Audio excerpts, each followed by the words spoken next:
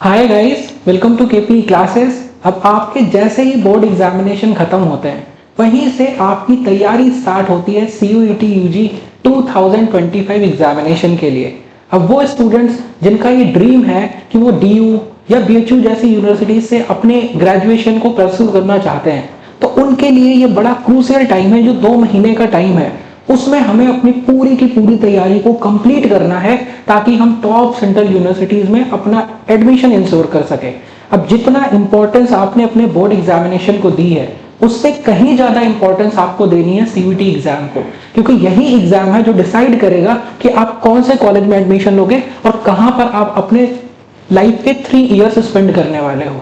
तो this is the most crucial stage of your life. Although यहाँ पे बहुत प्रेशर आपको फील होगा क्योंकि अभी आपने अपने बोर्ड एग्जामिनेशन दिए, अब 2 मंथ्स में आपको इसकी भी तैयारी करनी है। लेकिन हमें किस तरीके से इस तैयारी को करें कि वो हमारे ऊपर बर्डन भी ना बने और धीरे धीरे हम प्रैक्टिस करके उसको हम मुकाम तक ले जा पाए, उसी के लिए हम ये वीडियो लेकर के आए हैं, जिसमें आज मैं आपसे जनरल टेस्ट का जो आपका 1/4 वेटेज वाला पार्ट है क्वांटिटेटिव एप्टीट्यूड, उसके बारे में हम एक डिटेल डिस्कशन करेंगे। और उसका जो सबसे इंपॉर्टेंट टॉपिक है जिससे आप 5 to 6 क्वेश्चन एक्सपेक्ट कर सकते हो अपने एग्जाम में, वो हम आज की क्लास में कवर करने वाले हैं, and that is going to be percentage. तो अब आपको एक चीज ध्यान रख के इस वीडियो को देखना है कि अब जो आप तैयारी कर रहे हैं, अभी तक जो आपने किया वो आपके बोर्ड एग्जाम के लिए था, लेकिन अब जो आप तैयारी कर रहे हैं वो आपकी लाइफ के आने वाले 3 या 5 साल जो क्रूशियल रहने वाले हैं उसके लिए आप कर रहे हैं। और ये 2 महीने की मेहनत में पूरी जान लगा के हमें इसके लिए मेहनत करनी है।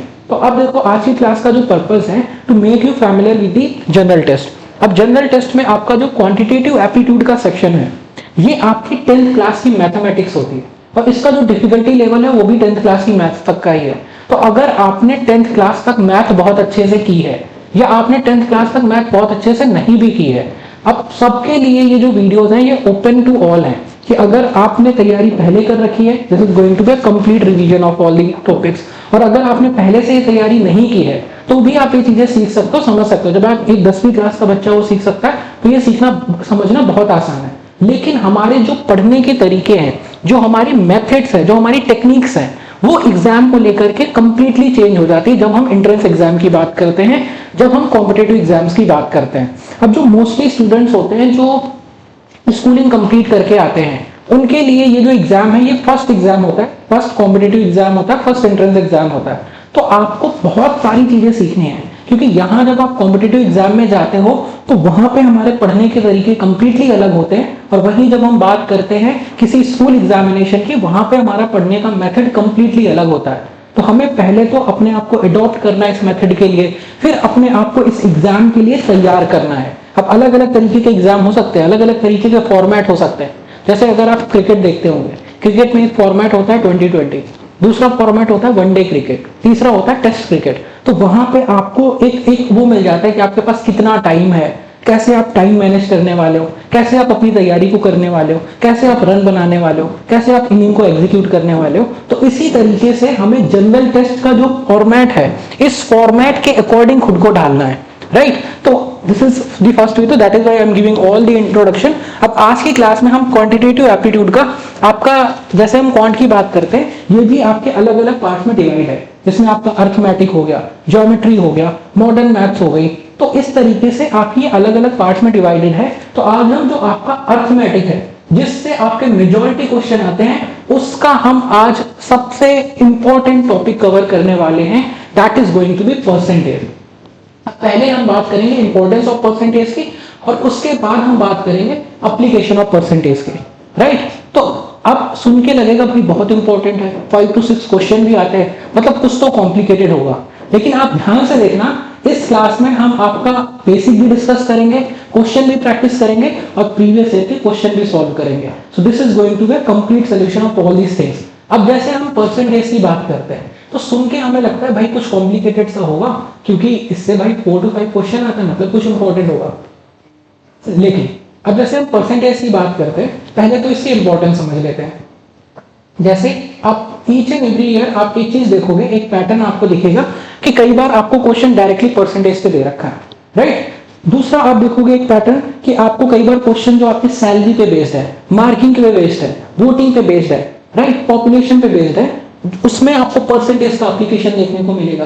तो ये क्या है, ये सभी टाइप के क्वेश्चन है। Either I am talking about salary or I am talking about voting, या फिर अगर मैं बात करूं आपसे मार्किंग की, या फिर अगर मैं आपसे बात करूं पॉपुलेशन की, तो ये जितने भी आपके टॉपिक हैं they are completely they can be solved on the concept of percentage.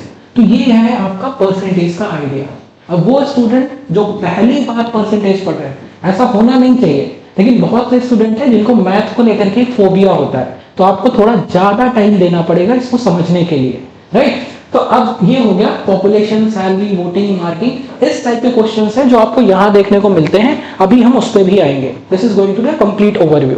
अब इस पे हो गया ये पहला टॉपिक। अब परसेंटेज के एप्लीकेशन पे आ जाते हैं। जैसे आपने सुना होगा प्रॉफिट परसेंटेज, फिर उसके बाद इसका दूसरा टॉपिक हो जाता है लॉस परसेंटेज, फिर उसके बाद इसका तीसरा टॉपिक हो जाता है डिस्काउंट परसेंटेज, फिर उसके बाद अगर हम और टॉपिक की बात करें जैसे आपका रेट परसेंटेज होता है। रेट परसेंटेज क्या होता है, simple interest and compound interest, ये हो जाता है। फिर उसके बाद अगर हम पार्टनरशिप की बात करें, उसमें भी आपको ये परसेंटेज का एप्लीकेशन देखने को मिलता है, राइट। मतलब कुछ परसेंटेज आप 50 से 60% जो आपके क्वेश्चन आपको पार्टनरशिप में मिलते हैं, उसमें भी आपको परसेंटेज का एप्लीकेशन देखने को मिलता है।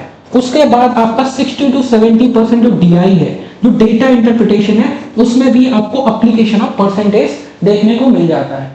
तो that is why I am saying कि ये जो सिंगल एक जो टॉपिक है परसेंटेज, ये आपके एग्जाम का सबसे इंपॉर्टेंट टॉपिक है, जहां से आप 4 to 5 to 6 क्वेश्चन एक्सपेक्ट कर सकते हो। सही, कई बार क्या होता है प्रॉफिट परसेंटेज से भी क्वेश्चन आ रखा है, सिंपल इंटरेस्ट से भी क्वेश्चन आ रखा है, पॉपुलेशन से भी क्वेश्चन आ रखा है। तो आपको लगेगा 3 डिफरेंट टॉपिक हैं, लेकिन वो एक ही टॉपिक है। कई बार आपको दिखेगा सिंपल इंटरेस्ट से भी क्वेश्चन आ रखा है, कंपाउंड इंटरेस्ट से भी क्वेश्चन आ रखा है, पार्टनरशिप से भी क्वेश्चन आ रखा है, डीआई से भी क्वेश्चन आ रखा है, लेकिन उनको सॉल्व करने के जो तरीके हैं वो कंप्लीटली सेम है। तो ये बस एक ओवरव्यू है कि हम किस तरीके से इस पढ़ाई को करते हैं। अगर आपने परसेंटेज बहुत अच्छे से सीख लिया, आप सोचो 1 2 3 4 5 6 7 8 9 10 तरह के टॉपिक हैं जो आप कर सकते हो अपने एग्जाम में। दैट इज वाई हमें अभी ये भी सीखना है कि किसी भी कॉम्पिटिटिव एग्जाम की तैयारी हम किस तरीके से करते हैं, राइट। तो ये हो गया कि हमें क्या क्या करना है, क्या क्या सीखना है इस मॉड्यूल में। अब जितनी भी हमारी क्लासेस होंगी उसमें हम क्या करते हैं, पहले तो हम किसी भी टॉपिक का, जैसे हम परसेंटेज अभी आज की क्लास में करने वाले हैं, तो हम परसेंटेज के पहले बेसिक कॉन्सेप्ट सीखेंगे, फिर उस पे हम बेस्ड कुछ आपके बेसिक लेवल क्वेश्चन सॉल्व करेंगे ताकि आपकी जो फाउंडेशन है वो स्ट्रांग हो जाए। फिर उसके बाद जैसे ही आपकी फाउंडेशन स्ट्रांग हो जाती है, जैसे ही आप फैमिलियर हो जाते हो परसेंटेज से, हम प्रीवियस ईयर के क्वेश्चन को भी सॉल्व करते हैं ताकि सबको ये आइडिया रहे कि आपके एग्जाम में किस टाइप के क्वेश्चन आने वाले हैं, उन क्वेश्चंस का डिफिकल्टी लेवल क्या है और किस टाइप के क्वेश्चंस हैं जो आप आने वाले टाइम में एक्सपेक्ट कर सकते हैं अपने एग्जाम में। तो ये तो होगी एप्लीकेशन जो हम आने वाले टाइम में करेंगे। अब आ जाते हैं परसेंटेज पे डिटेल डिस्कशन करने के लिए। अब परसेंटेज की जब हम बात करते हैं, केवल हमें 4 कॉन्सेप्ट सीखने हैं परसेंटेज में। अगर ये 4 कॉन्सेप्ट आपने सीख लिए, अभी जितने भी 10 टॉपिक्स की मैंने आपसे बात की है, कोई भी ऐसा क्वेश्चन नहीं होगा जो उन 4 पॉइंट से बाहर चला जाए। अभी आप ये देखोगे इसी क्लास में जो ये अभी हमने परसेंटेज में डिस्कस किए, जितने भी 10 टॉपिक्स हैं उन सभी पे हम क्वेश्चन करेंगे, लेकिन कोई भी ऐसा क्वेश्चन नहीं होगा जो इन 4 पॉइंट से बाहर जाए जो अभी मैं आपके सामने डिस्कस करने वाला हूं। अब इसमें पहला, दूसरा, तीसरा और चौथा। अब इसका जो फर्स्ट कॉन्सेप्ट है that is A percentage of B. मतलब क्या हो गया, अगर हमें ऐसे इक्वेशन दी जाती है A percentage of B, A percentage of B, for an example अगर आपसे पूछूं 25% ऑफ व्हाट, ऑफ 40, तो आप कितना बताओगे? आपको पता है आंसर 10 आएगा। आप इसको सिंप्लीफाई कर लोगे, ये बहुत बेसिक मैथ है, ये हम 3rd या 4th क्लास में पढ़ना स्टार्ट कर देते हैं कि परसेंटेज का हम साइन हटाएंगे, डिनोमिनेटर में 100 आ जाएगा और ये मल्टीप्लिकेशन का साइन आ जाएगा ऑफ की जगह पे, ये 4 आएगा और ये 10 हो जाएगा। और जैसे ही आप मास्टर कर लेते हो आपको पता लगेगा 25% मतलब 1/4 मतलब 10 आंसर है आपका, राइट। तो ये है पहला कॉन्सेप्ट। ऐसे ही 3 कॉन्सेप्ट और सीखने, और कोई भी ऐसा क्वेश्चन नहीं होगा at the end of the class जो आपसे ना बने। ए परसेंटेज ऑफ बी मतलब हम क्या करेंगे, परसेंट का साइन जब भी हटाएंगे डिनोमिनेटर में 100 आएगा, ऑफ की जगह मल्टीप्लाई लगेगा, मल्टीप्लाइड बाय 0। अब आपको लगेगा कैसी बातें कर रहे हो, क्या स्कूल लेवल चीजें हमें सिखा रहे हो? ये तो हम सब स्कूल में पढ़ के आए। अब ये सिखाना क्यों पड़ता है, क्योंकि आपके एग्जाम में ऐसे क्वेश्चन आ रखे हैं। चलो ए परसेंटेज ऑफ बी क्या होता है, ए बी बाई 100, राइट। अगर आपने इतना सीख लिया, आ जाते हैं क्वेश्चन नंबर 1 पे। क्या दे रखा है, ए परसेंटेज ऑफ 81, क्या दे रखा है? A percentage of A is 81. I hope it is clearly visible on the screen. Right? I am reading this question out for all of you. ये आपका CUET में क्वेश्चन आया हुआ है. It says A percentage of A is 81, then A is equal to. अब आपको पता है अगर हमें लिखना हो, जैसे अभी हमने लिखा A percentage of B, A into B by 100. वैसे ही यहाँ पे क्या दे रखा है? A percentage of A. मतलब हम क्या करेंगे? A परसेंट का साइन था, डिनोमिनेटर में 100 आ गया और ऑफ की जगह हमने मल्टीप्लाई का साइन रख दिया. A is equal to 90. That is given right here. 81 दे रखा है, 90 नहीं 81 दे रखा है. राइट? तो हम यहाँ पे 81 रख देंगे. अब बताओ, आपको इतना सिंपल सा क्वेश्चन दिया गया, a square is equal to 8100. अब आपको पता है a इज इक्वल टू कितना हो जाएगा? 90 हो जाएगा. फिर 90 का स्क्वायर ही तो दे रखा है, 90 आपका आंसर हो गया. It will hardly take 3 to 4 seconds of time to solve question like this. जैसे ही आपको दिखेगा 100, आपके मन में 10 एक्सट्रैक्ट हो जाएगा, रूट करके 81 9 एक्सट्रैक्ट हो जाएगा. 9 into 10 90 is the answer right here. तो 90 आंसर हो गया. राइट? अब बहुत से बच्चे ऐसे होंगे जिनका मैथ बैकग्राउंड है, उनके लिए होगा कि भाई इतना बेसिक क्यों पढ़ा रहे हो. लेकिन कुछ बच्चे हैं जो कॉमर्स, आर्ट्स, ह्यूमैनिटीज स्ट्रीम से होते हैं, उनके लिए समझना टफ होता है. तो this is something, this is your call कि आपको मैनेज करना है. आप स्पीड भी इंक्रीज कर सकते हो. तो आपको समझ आ गया, A percentage of B is equal to 81. A percentage of A is equal to 81, A into A by 100. ये सिंपल सा कॉन्सेप्ट होगा. एक कॉन्सेप्ट सीखा और हमारा एक क्वेश्चन जो CUET के प्रीवियस ईयर में आ रखा है वो हमसे बन गया. अब उसके बाद दूसरे कॉन्सेप्ट पे आ जाते हैं. अब जैसे पहले हमने किया A percentage of B, right? अब दूसरा हम करते हैं A is what percentage of B. Just give me a second.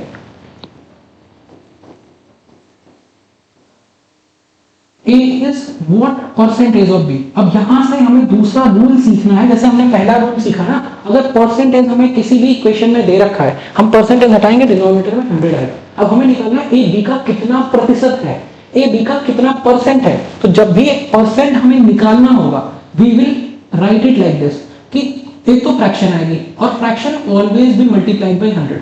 जब भी आप परसेंटेज निकालोगे आपको मल्टीप्लाइड बाय 100 हमेशा दिखेगा. आप प्रॉफिट परसेंटेज निकालते हो मल्टीप्लाई बाय 100 आता है, आप लॉस परसेंटेज निकालते हो मल्टीप्लाई बाय 100 आता है, डिस्काउंट परसेंटेज निकालते हो मल्टीप्लाई बाय 100 आता है, रेट परसेंटेज निकालते हो मल्टीप्लाई बाय 100 आता है. क्यों आता है? Because whenever you are going to calculate percentage, this multiply by 100 will always be there, क्योंकि परसेंट का मतलब ही होता है पर 100. राइट? तो ये हो गई. अब जैसे यहाँ पे दिया गया A is what percentage of B, जो A है B का कितना प्रतिशत है. तो जब भी ऐसे कंपैरिजन आते हैं ना कि A B के रिस्पेक्ट में कितना परसेंट है, तो हमने कंपेयर किसको किया? A को कंपेयर किया. A को रख दिया न्यूमरेटर में. किससे कंपेयर किया? B से कंपेयर किया. B को डाल दिया हमने डिनोमिनेटर में. सो A divided by B into 100. बस हो गया. हमें रूल क्या समझ आया, लॉजिक क्या समझ आया? जिस यूनिट को हम कंपेयर करते हैं वो हमेशा न्यूमरेटर में आती है, और जिस यूनिट से हम कंपैरिजन करते हैं वो हमेशा डिनोमिनेटर में जाती है. और जब भी परसेंटेज निकालेंगे, this multiply by 100 will always and always and always be there. ये तो आप एक यूनिवर्सल रूल की तरह समझ सकते हो.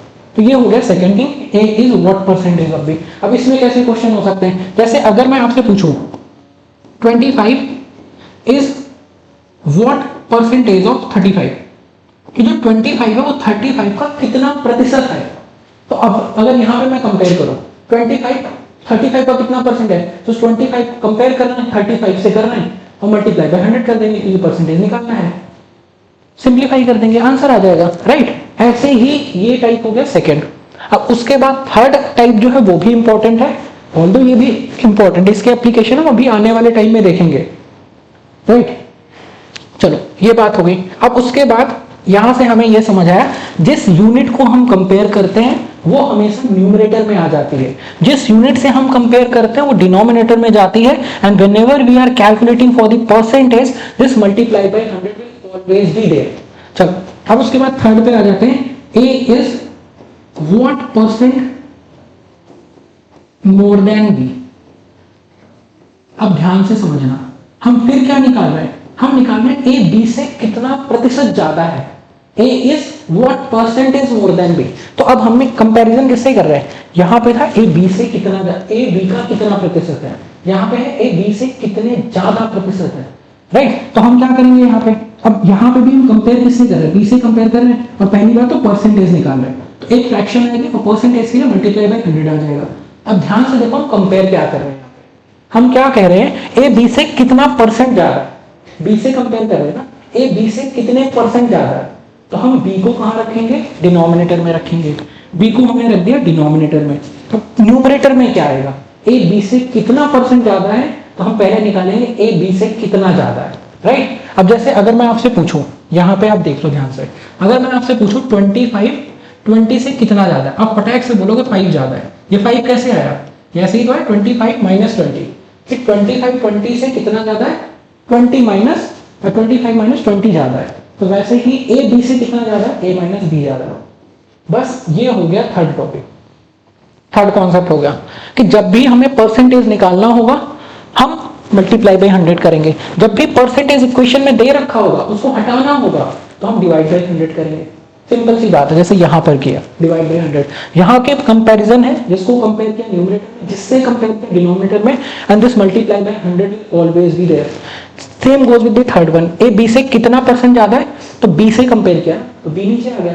या फिर इस चीज के लिए ये भी समझ सकते हो, जो भी दैन के बाद आता है वो डिनोमिनेटर में जाता है, जो दैन के बाद आएगा डिनोमिनेटर में जाएगा। अब उसके बाद फोर्थ कॉन्सेप्ट पे आ जाते हैं, A is what percent less than B. अब ये भी कंप्लीटली सेम है, आपको वीडियो पॉज करनी और लिख करके देखना है कि आप ये लिख पाते हो या नहीं लिख पाते। इतनी हमें अपनी एनालिटिकल एबिलिटी को डेवलप करना है। अब यहाँ पे भी दैन के बाद बी आता है तो बी डिनोमिनेटर में जाएगा। अब क्योंकि परसेंटेज निकाला मल्टीप्लाई बाई 100 भी आएगा, लेकिन यहाँ पे है ए बी से कितना कम है।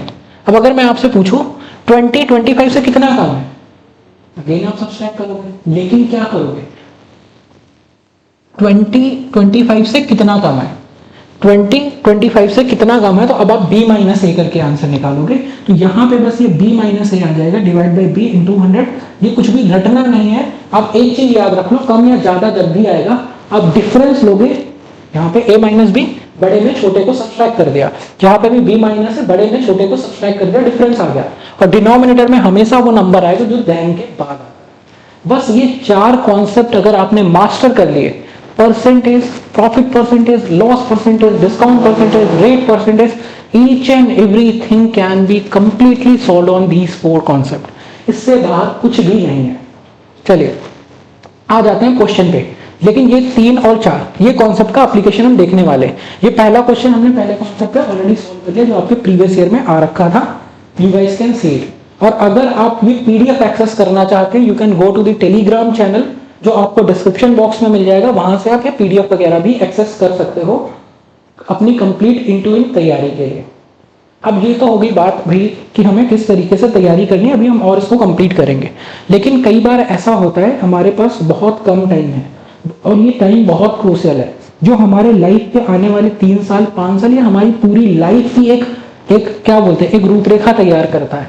तो ऐसे टाइम में अगर आपको बहुत अच्छी स्ट्रक्चर्ड तैयारी करनी है, वी हैव लॉन्च्ड आवर उड़ान बैच अगेन, जो आप देख सकते हो, ये CUET उड़ान बैच, जिसमें आपका कंप्लीट जनरल टेस्ट, जिसमें आपकी लैंग्वेज की क्लासेस, जिसमें आपका जो भी डोमेन सब्जेक्ट है, either you talk about science, either you talk about commerce और यू टॉक अबाउट ह्यूमैनिटीज, सभी स्ट्रीम की आपको इन टू इन क्लासेस मिलती हैं इस CUET उड़ान बैच में। और उसके साथ साथ आपको कंप्लीट गाइडेंस मिलता है, फॉर्म फिलिंग प्रोसेस के साथ साथ आपके एडमिशन तक आपको इन टू इन पूरा कंप्लीट सपोर्ट मिलता है। अब आपको ये कुछ चेहरे दिख जाएंगे जो लास्ट ईयर हमारे क्लासरूम कोर्सेज का पार्ट थे, जो अब ऑलरेडी DU के अदर अलग अलग कॉलेजेस में जिनको एडमिशन मिल चुका है, या कुछ लोग ऐसे भी हैं जिनको 100% स्कॉलरशिप मिली, जो 100% मार्क्स तक स्कोर करने में सक्सेसफुल रहे हैं प्रीवियस ईयर्स के रिजल्ट्स में।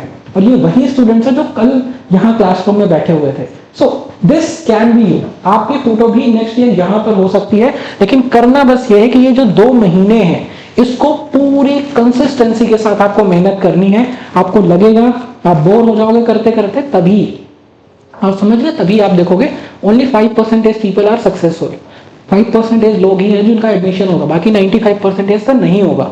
क्यों नहीं होगा? क्योंकि वो कंसिस्टेंट नहीं रह पाएंगे।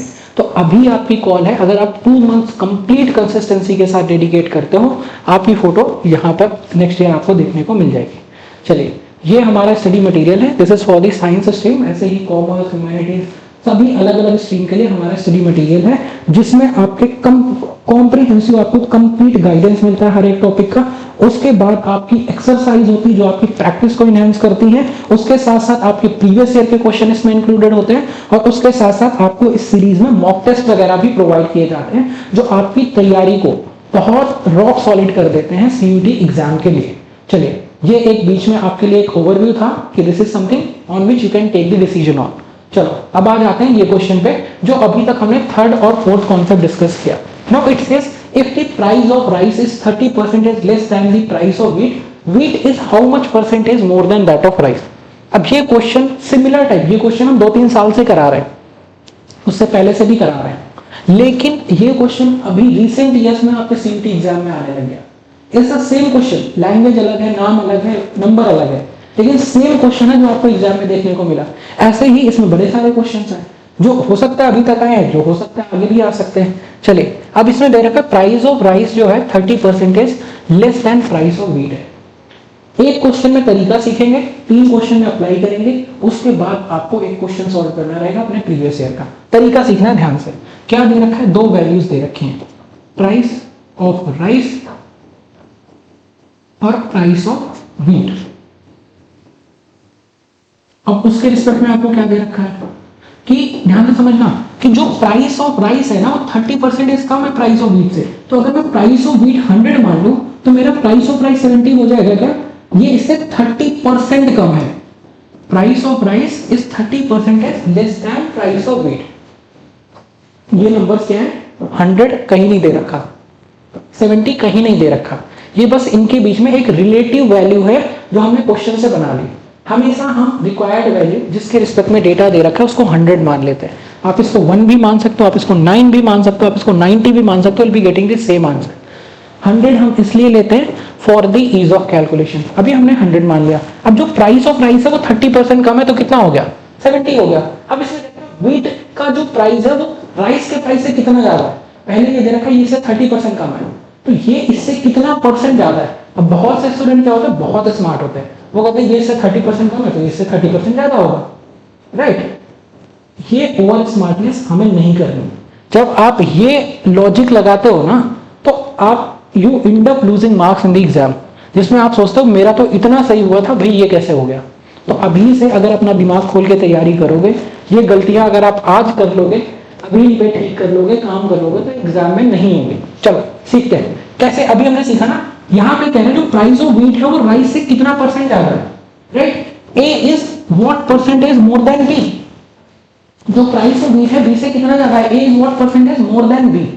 बी कहां जाएगा? Than B. Price of rice than के बाद आता है, तो प्राइस ऑफ राइस कहां आएगा? डिनोमिनेटर में आएगा, मल्टीप्लाइड बाय 100 आ जाएगा, और न्यूमरेटर में हमेशा डिफरेंस आता है, तो डिफरेंस कितना है? 30 का डिफरेंस है। तो ये कर लिया सिंप्लीफाई। अब इसको 7 से अगर हम डिवाइड करेंगे ये आएगा 14.28, और जब आप इसको मल्टीप्लाई करोगे ये कितना हो जाएगा? 42, और इसको 3 से मल्टीप्लाई करेंगे 42.84%। बताओ कितना सिंपल तरीके से आंसर आ गया, कोई परेशानी कोई दिक्कत वाली बात नहीं है। क्या किया हमने? बस हमने प्राइस ऑफ व्हीट एज्यूम कर लिया 100, तो हमारा ये प्राइस 70 आ गया। ये इससे 30% कम है, लेकिन ये इससे कितना ज्यादा है? 42.84% ज्यादा है। क्यों? क्योंकि जब हमने कमी की थी तो वो प्राइस ऑफ व्हीट पे कमी थी, जब हमने यहां से यहां वैल्यू देखी तो हमारा डिफरेंस 70 हो गया था। तो ये इससे कितना परसेंट ज्यादा है? तो A is what percentage more than B. Wheat is how much percentage more than ये ए हो गया, ये बी हो गया, बी आ गया नीचे, डिफरेंस न्यूमरेटर में इनटू 100, आंसर आ गया। कोई दिक्कत कोई परेशानी नहीं है। अब अगर ये क्वेश्चन अगर आपको समझ आ गया, you will be easily able to solve this question as well. You can pause the video and you can solve it, and then after that we can have a discussion on the same. चलो, I'm assuming that आपने practice कर लिया होगा अपने and पे। अब क्या दे रखा है? ए की जो हाइट है वो 10% ज्यादा है बी से। अब ये ए है, ये बी है, तो ए की हाइट है बी से 10% ज्यादा है। तो अगर बी की हाइट 100 है तो ए की हाइट क्या है? 10% ज्यादा है, मतलब 110 है। ये इससे 10% ज्यादा है। अब क्वेश्चन क्या पूछा गया? By how much percentage B is height less than that of A. जो बी की हाइट है वो ए से कितनी कम है? B is what percentage less than that of A. Then के बाद कौन आ गया, ए आ गया, तो अब डिनोमिनेटर में कौन जाएगा, जो देन के बाद आया है, देन दैट ऑफ ए की हाइट कितनी है 110, और परसेंटेज निकालेंगे मल्टीप्लाई बाई 100, और न्यूमरेटर में हमेशा क्या आएगा, डिफरेंस आएगा, डिफरेंस है 10 का, बस इसको सिंप्लीफाई कर दिया 100/11 9.09%, आंसर आ गया, राइट। तो इस तरीके से हमें क्वेश्चन प्रैक्टिस करने, इस तरीके से हमें अपनी तैयारी को करना है। चलो ये हो गया हमारा question number 2 of the similar type. Just give me a second, फिर उसके बाद हम आगे डिस्कशन आपका कंटिन्यू करते हैं। तो अब आपको ध्यान देना है कि भाई जो अभी तक हमने 4 कॉन्सेप्ट आपके डिस्कस किए हैं, जिसमें आपका a परसेंटेज ऑफ b है, जिसमें आपका a is what percentage of b है, जिसमें आपका a is what percentage more then b है, और जिसमें आपका a is what percentage less then b है, इन्हीं कॉन्सेप्ट की मास्टरी हमें करनी है। इसी का एप्लीकेशन आपको अलग अलग जगह देखने को मिल जाएगा। चलिए आगे आ जाते हैं क्वेश्चन नंबर 3 पे। अब ये कहता है ए की जो सैलरी वो 25% ज्यादा है बी की सैलरी से। ध्यान से देखना है, you can practice it, then after that will be having discussion on the same. चलिए आ जाते हैं इस पे। अब ए की सैलरी बी की सैलरी से कितनी ज्यादा है, 25% ज्यादा है, तो हमने बी की सैलरी 100 मान ली, ए की सैलरी कितनी ज्यादा, 25% ज्यादा, मतलब 125 है, ये 25% ज्यादा है। नाउ दे आर आस्किंग कि जो बी की सैलरी है वो कितने परसेंट लेस है ए से। देन के बाद कौन आया, देन के बाद ए की सैलरी आ गई, तो देन के बाद जो आएगा डिनोमिनेटर में जाएगा 125, परसेंटेज निकालना मल्टीप्लाई बाई 100, न्यूमरेटर में क्या आएगा, डिफरेंस आएगा 25, ये 5 आ गया और ये 20% हमारा आंसर हो गया। Now it will hardly take 2 to 3 second of time in the examination. आपको ये सब लिखने की भी जरूरत नहीं है, आपको डायरेक्टली दिखने लग जाएंगे once you practice it all. चलिए वैसे ही आपका ये क्वेश्चन दे रखा है, two numbers are respectively 12.5 and 25% more than the third number. The first number is what percentage of second number? Again confuse नहीं होना। अब जो डेटा दे रखा है फर्स्ट और सेकंड नंबर का, वो थर्ड नंबर की रिस्पेक्ट में दे रखा है, तो यहाँ पे हम क्या कर सकते हैं, सॉल्विंग इट राइट हियर। अगर हम थर्ड नंबर, चलो हमने वो मान लिया नंबर जो है ए बी और सी है, तो जो थर्ड नंबर है वो क्या है, वो अगर मान लो 100 है, तो आपका सेकेंड नंबर क्या है 25% ज्यादा है, मतलब 125 है, और जो फर्स्ट नंबर है वो 12.2 मतलब 12.5% ज्यादा, 112.5 है। पहले तो हमें फर्स्ट स्टेप है ये लिखना, ये इंफॉर्मेशन आपको क्वेश्चन में ही दे रखी है कि जो दो नंबर है वो तीसरे नंबर से 25% ज्यादा है और 12.5% ज्यादा है, तो अगर थर्ड नंबर 100 है, ये 125 हो गया, 112.5 हो गया। अब ध्यान से पढ़ना है, the first number is what percent of second number. यहाँ पे मोर और लेस की बात नहीं की गई, ए बी से कितना परसेंट ज्यादा है या ए बी से कितना परसेंट कम है, इसकी कोई बात नहीं है। यहाँ पे ए बी का कितना परसेंट है, तो ये सेकेंड टाइप की प्रॉपर्टी है, A is what percentage of B. तो हमने क्या किया, जो फर्स्ट नंबर है, फर्स्ट नंबर क्या है 112.5, फर्स्ट नंबर सेकेंड नंबर का कितना परसेंट है, मल्टीप्लाई बाय 100 कर दो, आंसर आ जाएगा। ये हो गया 5, ये हो गया 4, इसको सिंप्लीफाई करोगे 22.5 आ जाएगा, 22 और 22 45, 45 एंड 90%। आपका आंसर कितना आ गया 90% आ गया। तो हमें बस कॉन्सेप्ट सीखना है। कॉन्सेप्ट क्या है, A is what percentage of B. अब आपको दिखेगा भाई सारे क्वेश्चन तो उन्हीं कॉन्सेप्ट के अराउंड रिवॉल्व होते हैं। This is the second concept that we have done, more or less की बात हमने कर ली। चलिए अब आ जाते हैं, आपका CUET 2023 का ये क्वेश्चन है, खुद से करना है, then will be having discussion on it. Question ले रखा है, जो अनिल की सैलरी है वो राम की सैलरी से 20% कम है, तो जो राम की सैलरी वो अनिल की सैलरी से कितनी ज्यादा है। You guys can take your own time video को पॉज करके, लेकिन एटलीस्ट ये क्वेश्चन प्रैक्टिस आपको करने हैं। चलिए अब आ जाते हैं, सेम क्वेश्चन है, जो अनिल की सैलरी है वो 20% क्या है, लेस देन राम है। चलो लिख लेते हैं, अभी तक हमने यही किया है, अनिल एंड राम। अनिल की सैलरी 20% कम है राम से, मतलब अगर राम की सैलरी 100 है तो अनिल की सैलरी 80 है, यही दे रखा है। अनिल की सैलरी 20% कम है राम की सैलरी से। Now it is asking then by what percentage is Ram salary more than that of Anil. जो राम की सैलरी है अनिल की सैलरी से कितनी ज्यादा है, ध्यान से समझना। मोर और लेस आ गया, परसेंटेज की बात कर रहे हैं, परसेंटेज निकालना मल्टीप्लाई बाय 100, देन के बाद अनिल आता है तो अनिल की सैलरी डिनोमिनेटर में, अब न्यूमरेटर में डिफरेंस आएगा, डिफरेंस कितना है 20 का, 20 से इसको सिंप्लीफाई किया 4 आ गया, और 4 से इसको सिंप्लीफाई किया कितना आ जाएगा 25%, बताओ 25%। आंसर हो गया। It is completely dependent on your practice. अभी हम क्या कर रहे हैं, we are only practicing 3 to 4 type of question, और उसके बाद हम आपके प्रीवियस ईयर्स पे जाते हैं। लेकिन जब हम रेगुलर प्रैक्टिस करते हैं, अब हमारे लिए भी टाइम कन्फाइनमेंट हो जाता है कि हम इतनी सारी चीजें यूट्यूब पे डिस्कस नहीं कर सकते। तो अगर आप ऐसे ही और क्वेश्चन की प्रैक्टिस करना, जैसे अभी हमने यहाँ पे 3 क्वेश्चन किए, लेकिन हम क्लासरूम में 30 क्वेश्चन प्रैक्टिस करते हैं। जैसे परसेंटेज है, परसेंटेज में भी प्रैक्टिस मोर देन 100 क्वेश्चन। तो जब आप इतनी बार किसी कॉन्सेप्ट की प्रैक्टिस कर लेते हो, तो आपके लिए वो कॉन्सेप्ट बहुत आसान हो जाता है। जितना आप प्रैक्टिस करोगे, आप देखोगे जैसे क्रिकेट होता है, क्रिकेट में वही बैट्समैन परफॉर्म करते हैं जो नेट प्रैक्टिस करते हैं, जो डेली प्रैक्टिस करते हैं। It can not be occasional कि भाई आज पार्टी कर लूँ, आज मूवीज देख लूँ, आज घूमने चला जाऊँ और उसके बाद क्रिकेट भी खेल लूँ, नहीं होता। एथलीट बनना पड़ता है तो भाई आपको काम करना पड़ता है। तो एग्जाम को अगर आपको तोड़ना है, एग्जाम को अगर पार करना है, तो आपको मेहनत करनी पड़ेगी। 2 महीने कोई प्लान नहीं, ये समर वेकेशन नहीं है। जितनी मस्ती करनी थी वो आप कर चुके हो, अब जो मस्ती करनी है वो कॉलेज जाने के बाद करनी है। अभी का जो पूरा टाइम है वो हमें टाइमली पूरा इस एग्जाम के लिए फोकस करना है। ये हो गया A is what percentage more than B, A is what percentage less than B का कॉन्सेप्ट। अब उसके बाद आ गए क्वेश्चन आपके मार्किंग पे, राइट। अब ये जो क्वेश्चन है ये आपके मार्किंग पे बेस्ड है। यहां पर भी वही 4 कॉन्सेप्ट है जो हमें देखने को मिलेंगे। अब क्या दे रखा है, ध्यान से समझना। एक एग्जाम में 1000 बॉयज हैं, 800 गर्ल्स हैं। 1000 boys are there and 800 girls are there. अब क्या दे रखा है, 60% जो बॉयज हैं उन्होंने पास कर दिया और 50% गर्ल्स ने पास कर दिया एग्जाम। अब ध्यान से समझना, अगर 50% हमें निकालना क्या है, find the percentage of the candidate who failed the exam. अब क्या है, कितने परसेंट कैंडिडेट फेल हो गए। तो ध्यान से समझना, हमें निकालना क्या है, पहले कितने परसेंट कैंडिडेट फेल हुए। मतलब हमें निकालना है candidate who failed in the exam are what percentage of total number of candidate. Candidate failed divided by total candidate into 100। अब ये क्या हो गया, A is what percentage of B. आपको बस ये देखना है, ये प्रैक्टिस बनानी है आपकी। क्या निकालना था, find the percentage of candidate who failed. मतलब the candidate who failed are what percentage total number of candidate will be the percentage of candidate who failed the exam. तो अब निकालो पहले कैंडिडेट कितने फेल हो गए। ध्यान से समझना, क्या दे रखा है, 60% of boy passed the exam. अगर 60% बॉयज पास हो गए मतलब 40% फेल हो गए। इसका 40% निकालोगे कितना आएगा, 400 आ जाएगा। मतलब ये हो गया number of students who failed in the exam. क्या दे रखा है, 60% पास हो गए, 40% फेल हो गए।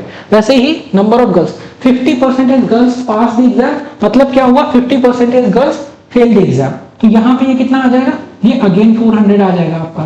तो अब हमें क्या नंबर निकालनी है, आपको पता है number of boys who failed the exam are 400, number of girls who failed the exam are 400, total number of candidate who failed the exam are what, हर 800। तो हमारा यहाँ पे गोल क्या है कि हम निकाले टोटल नंबर ऑफ कैंडिडेट कितना फेल हुआ out of total candidate. Total candidate who appeared in the exam are 1800 into 100।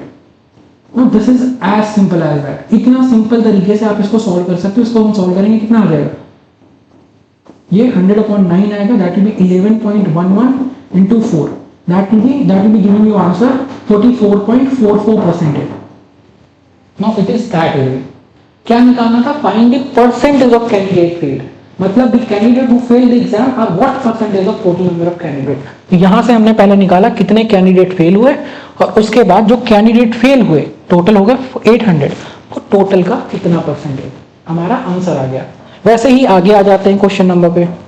It says in a exam candidate must secure 40% of the marks to pass the exam. एक candidate को exam में pass होने के लिए 40% number लाने हैं, लेकिन एक कैंडिडेट 220 नंबर लेकर के आया and he failed by 20 marks. तो हमें निकालना है मैक्सिमम मार्क्स क्या है हमारे एग्जाम के लिए। अब पासिंग मार्क्स क्या है, 40% है। एक कैंडिडेट जो कितने नंबर लेके आया, 220 नंबर लेके आया, वो 20 नंबर से फेल हो गया। मतलब अगर वो 20 नंबर और ले आता तो वो पास हो जाता, राइट। पासिंग मार्क्स 40% है। एक कैंडिडेट 220 आया, फेल हो गया, मतलब 20 नंबर से फेल हो गया। अगर वो 20 और ले आता तो पास हो जाता, मतलब ये पासिंग मार्क बन जाता। तो ये मार्किंग दे रखी है नंबर्स में, एक्चुअल नंबर्स में परसेंटेज दे रखा है। तो 40% जो नंबर है, जो पासिंग मार्क है, वो किसके इक्वल है, 240 के इक्वल है। तो 100% किसके इक्वल होगा, ध्यान से देखना, अगर हम इसको 4 से डिवाइड करें तो 1% आ जाएगा, 40 से अगर हम डिवाइड कर रहे हैं ये 6 आ जाएगा। 100% निकालोगे 600 आ जाएगा।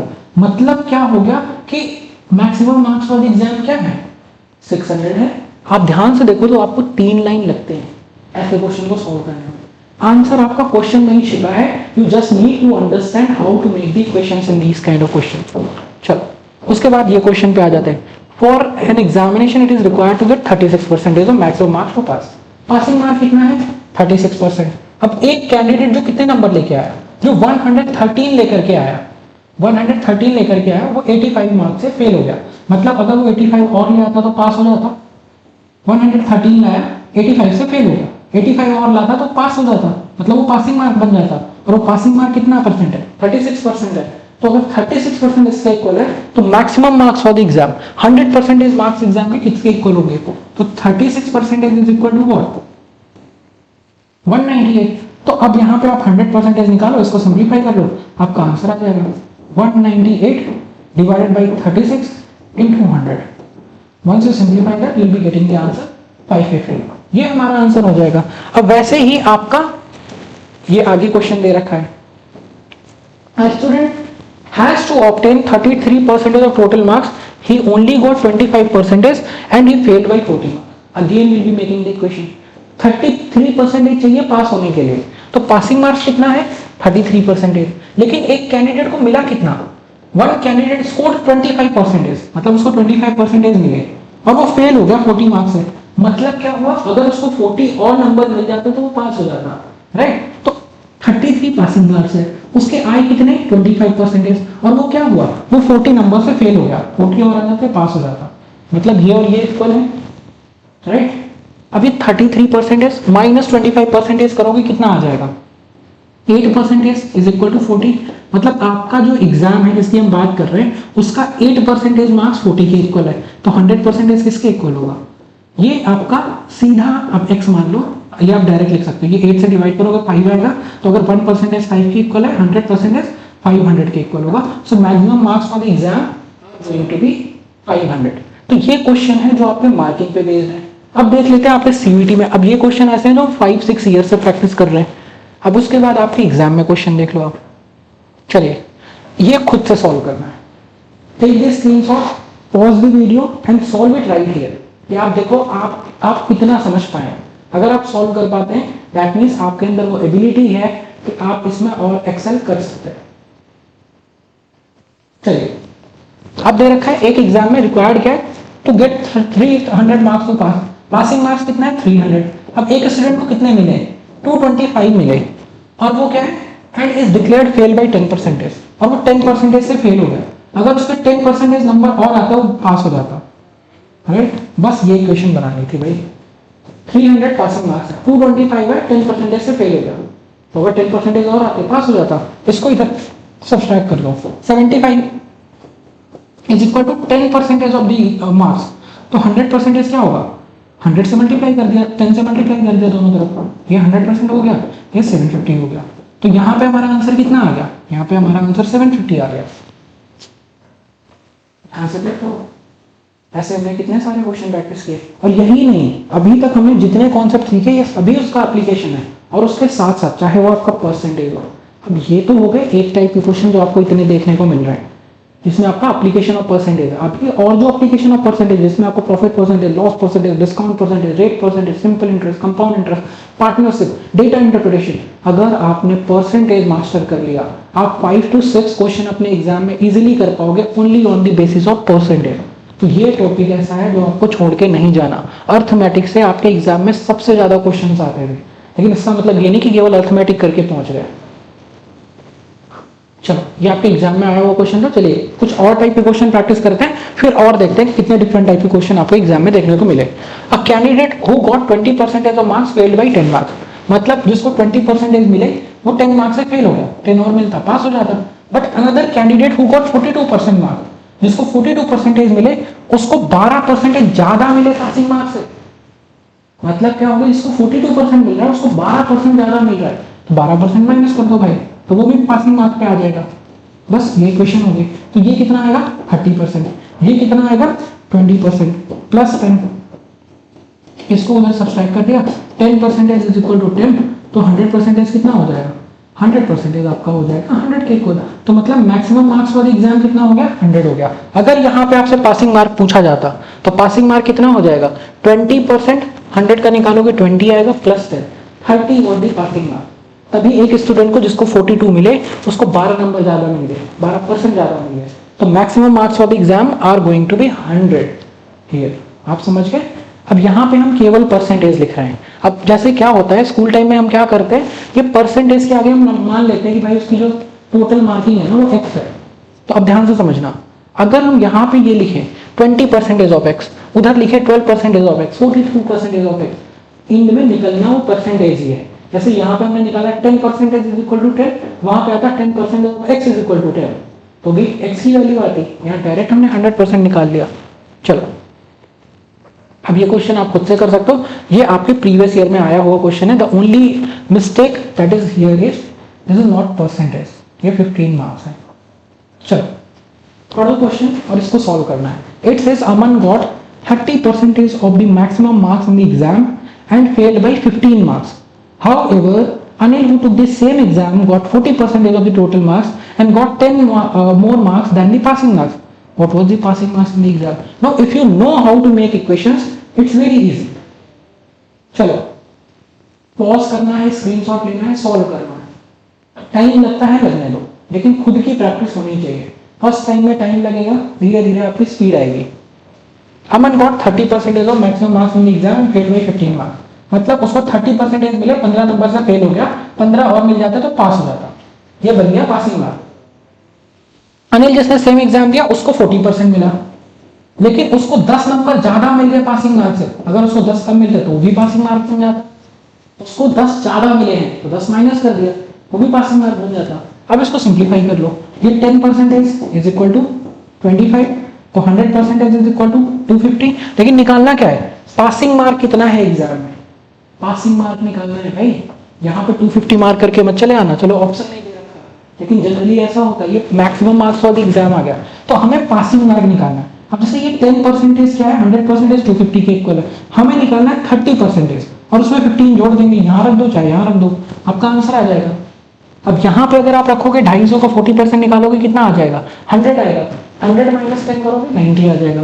चाहे तो यहाँ से आंसर निकाल लो, चाहो तो यहाँ से निकालो, उसका 30% निकालोगे 75 आएगा, प्लस 15 कर दोगे 90 आ जाएगा। दोनों तरफ कहीं पे भी वैल्यू रख दो, पासिंग मार्क्स आपके निकल के आने वाले हैं एग्जाम के 90 हमारा क्या हो जाएगा, 90 हमारा हो जाएगा passing marks for the examination. I hope I am pretty much clear about this concept. At least हमने 7 to 8 क्वेश्चन सॉल्व कर लिए from basic, from foundation till the difficulty level of exam. चले और यहाँ पे आपका मार्किंग कंक्लूड होता है। अब उसके बाद आ जाते हैं आपके वो क्वेश्चन जो बेस्ड होते हैं आपके सैलरीज पे। अब अगेन चाहे सैलरी हो, चाहे पॉपुलेशन हो, चाहे आपका वोटिंग हो, चाहे आपका मार्किंग हो, चाहे आपका कंजम्पशन हो, चाहे आपका इंक्रीज परसेंटेज हो, डिक्रीज परसेंटेज हो, रेट परसेंटेज हो, each and everything is completely an application of percentage. अब क्या दे रखा है, राधा 40% सैलरी स्पेंड करती है फूड पे, 20% हाउस रेंट पे, 10% एंटरटेनमेंट पे, 10% कन्वेंस पे, and if her saving at the end आपको 1500 दे रखी है, तो उसकी सैलरी पर मंथ कितनी है।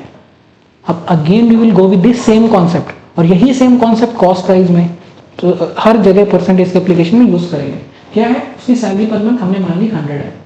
ये 100 आप कुछ भी मान सकते हो, कोई भी नंबर मान सकते हो।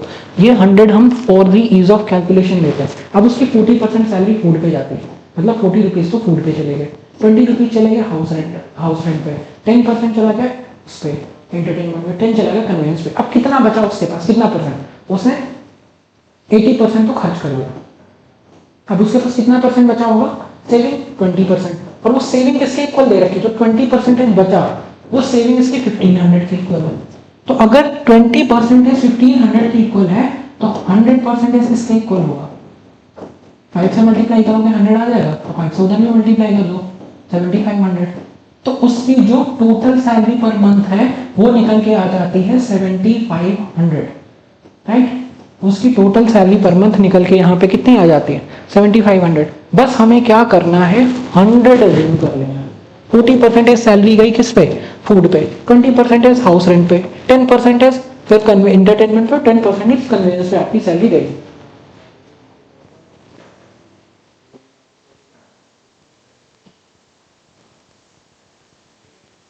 चलो उसके बाद आ जाते हैं, Kishan spends 30% of salary on food and donate 3%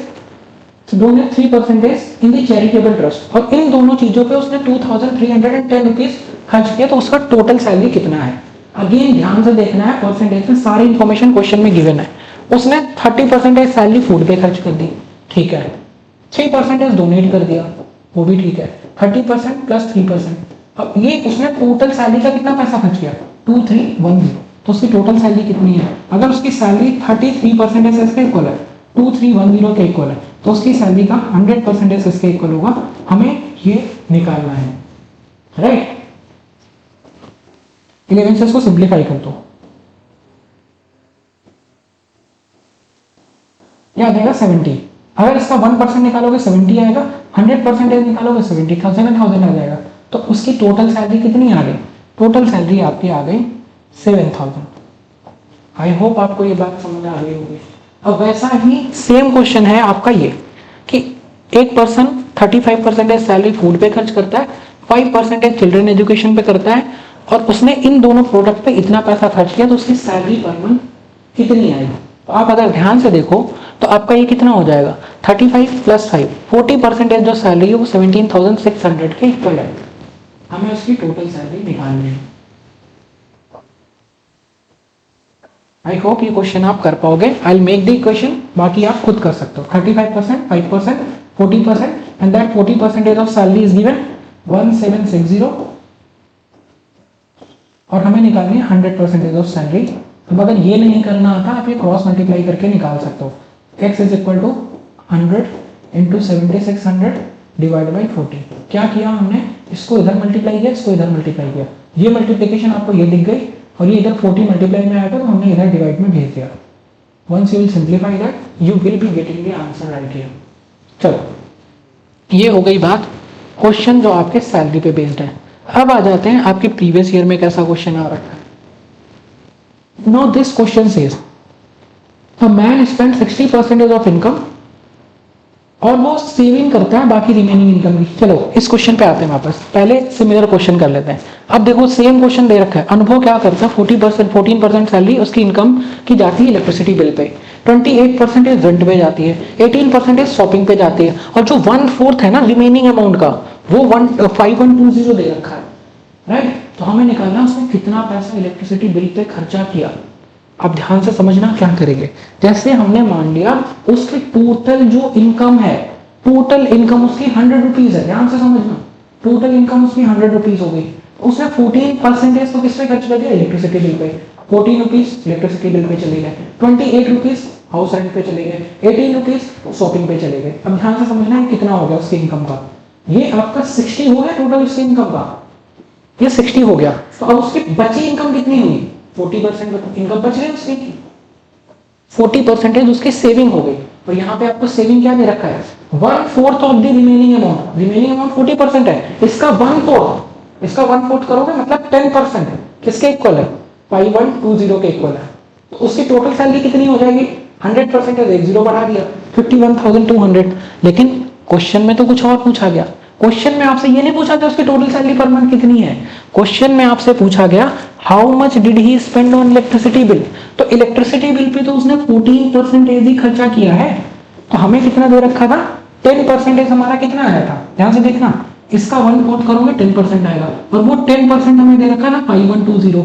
तो अगर 10% 5120 के इक्वल था, तो हमें 14% निकालना है, 14% is equal to x, cross multiply कर दो भाई, x इज इक्वल टू कितना आ जाएगा, 5120 इंटू 14 डिवाइडेड बाई 10। तो जैसे ही आप इसको सिंप्लीफाई करोगे, ये आपका 7168 आपका आंसर आ जाएगा। मल्टीप्लाई करके देख सकते हो,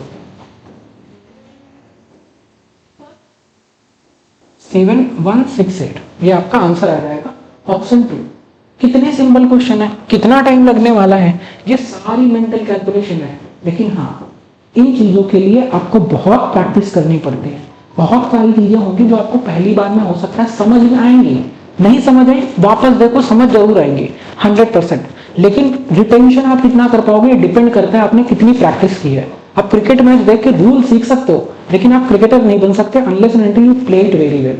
तो आपको खेलना पड़ेगा, आपको प्रैक्टिस करनी पड़ेगी, आपको खुद क्वेश्चन सॉल्व करने पड़ेंगे, तब आप अच्छी कमांड ला सकते हो इन सब्जेक्ट पे। चलो, ये हो गया आपके एग्जाम का दूसरा क्वेश्चन जो आया था आपके सैलरी पे। अब उसके बाद दे रखा है एक आदमी अपनी इनकम का कितना परसेंटेज स्पेंड करता है, 60%। उसकी इनकम हमने मान लिया 100 रुपीज है, तो वो अपनी इनकम का 60 रुपीज खर्च कर देता है, 60% खर्च कर देता है। मतलब कितना रुपए बचाता है, 40 रुपीज वो सेव कर लेता है। ये क्या हो गया, स्पेंडिंग हो गई उसकी, और उसकी सेविंग कितनी हो गई, 40% हो गई। अब ध्यान से देखना, हिज इनकम इंक्रीजेस बाय 28%। पहले इनकम उसकी थी 100 रुपीज, अब वो इनकम बढ़ के कितनी हो गई, 128 हो गई। और ध्यान से समझना, उसकी इनकम बढ़ के 128 हो गई, लेकिन उसका खर्चा भी बढ़ गया। उसका खर्चा पहले 60 था, 30% बढ़ गया। इसका 10% निकालोगे 6 आएगा, अनदर 10% 12, अनदर 10% 18। मतलब इसका 30% बढ़ गया, मतलब 18 रुपीज से बढ़ गया।